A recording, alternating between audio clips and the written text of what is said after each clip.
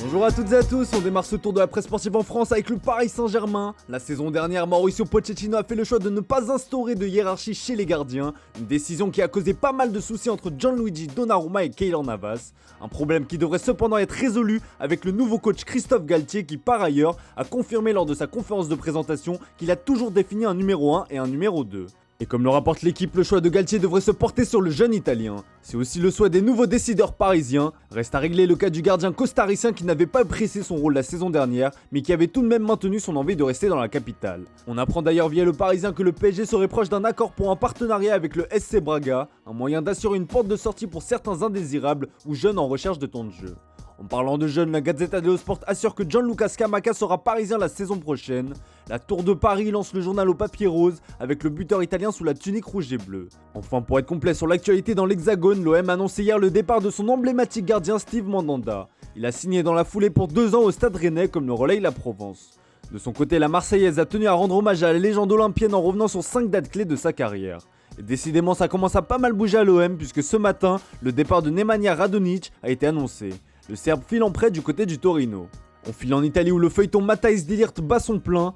Grandement désiré par Chelsea, le défenseur de la Juventus plaît aussi au Bayern Munich. La vieille dame n'est pas contre le CD et semble déjà lui avoir trouvé un successeur. Comme le placard de la Gazzetta dello Sport, c'est Kalidou Koulibaly qui a été désigné. Une offre de 30 millions d'euros pour le Napoli est en préparation. En ce qui concerne le joueur, c'est un contrat de 3 ans avec un salaire annuel de 6 millions d'euros qui attend le Sénégalais en cas de signature. Une information également reprise en une du Corriere dello Sport qui envoie Kaka, les initiales du rock défensif, chez la Juve. En attendant de voir l'évolution de ces différents dossiers, le club italien attend de pied ferme les arrivées de Paul Pogba et d'André Di Maria. Pour Tutto Sport, la qualité de passe de ces deux hommes permettra à Dusan Vlahovic d'enfiler les buts comme des perles. En tout cas sur le papier, ça promet. Allez, on file en Angleterre et il ne fait désormais plus l'ombre d'un doute que Raheem Sterling sera un joueur de Chelsea la saison prochaine. La presse anglaise est unanime en ce jeudi matin. Le deal est bouclé pour un montant aux alentours de 52 millions d'euros, comme le placarde le Daily Star sur sa une. Le Daily Mirror fait dans le jeu de mots ce matin, je l'ai eu peut-on lire, avec un Thomas Tuchel tout fier aux côtés de sa nouvelle recrue. Une information également relayée par le Daily Express. Pour Manchester City, c'est une très belle vente pour un joueur qui était en fin de contrat dans un an. Pour Raheem Sterling, c'est le début d'une nouvelle histoire après 7 ans de succès chez les Sky Blues. On reste outre-Manche avec l'autre gros dossier qui déchaîne les passions ces derniers jours. Vous l'aurez compris, c'est bien évidemment l'avenir de Cristiano Ronaldo. Le Portugais cherche à tout prix une porte de sortie et comme vous l'expliqué hier dans le JT, 5 destinations s'offrent à lui.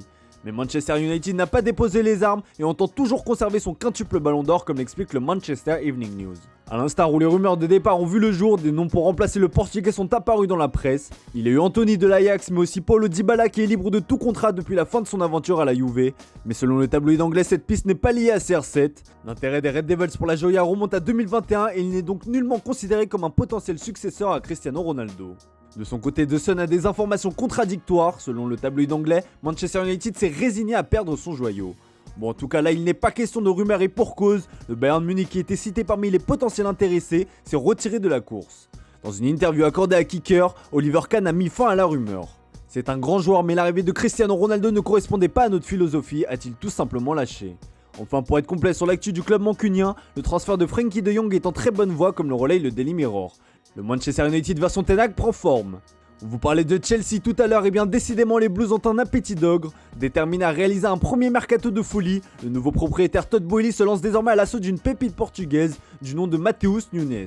Chelsea s'attaque à Nunes, lance Abola dans son édition du jour. Véritable révélation du Sporting CP cette saison, le milieu portugais est promis à un bel avenir. Mais la concurrence est rude dans ce dossier. Selon nos informations, il y a eu des approches de Wolverhampton, de Newcastle ainsi que d'Everton. Les dirigeants du club portugais ont même refusé une approche de 45 millions d'euros. Ces derniers ne souhaitent pas s'en séparer à moins de recevoir une offre de 60 millions d'euros, soit le montant de sa clause libératoire. En tout cas, comme le rapporte Record, Ruben Amorim fait tout pour convaincre son joueur de rester une saison de plus, car après Vitinha au PSG, le championnat portugais pourrait voir une autre pépite s'envoler. Allez, on termine ce tour de la presse sportive en Espagne avec la nouvelle recrue Franck Kessié qui fait les gros titres en ce jeudi matin. L'Ivoirien a été présenté hier au public et aux médias. L'intéressé fait déjà tout pour se mettre son nouveau club dans la poche et notamment son entraîneur. L'Esportiu reprend une déclaration forte du joueur qui a confié qu'il se mettra au service de Xavi. Pour le Mundo Deportivo, le Barça est africain. La presse espagnole espère voir en lui le nouveau Yaya Touré tout simplement. Dans le sens des départs, le quotidien Sport rapporte que le Barça cherche toujours une porte de sortie à Memphis Depay. Dans ses pages intérieures, on apprend que l'Olympique de Marseille, décidément lié à de nombreuses rumeurs, cherche une formule pour attirer le néerlandais.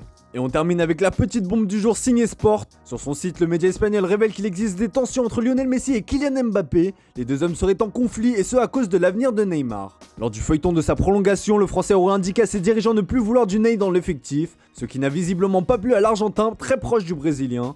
La Pulga considère que d'un point de vue sportif et pour le bien du groupe, Neymar doit rester. Ambiance. Voilà, c'est tout pour ce matin. Merci pour votre fidélité. Bonne journée à vous. On se retrouve tout à l'heure pour le traditionnel JT Foot Mercato.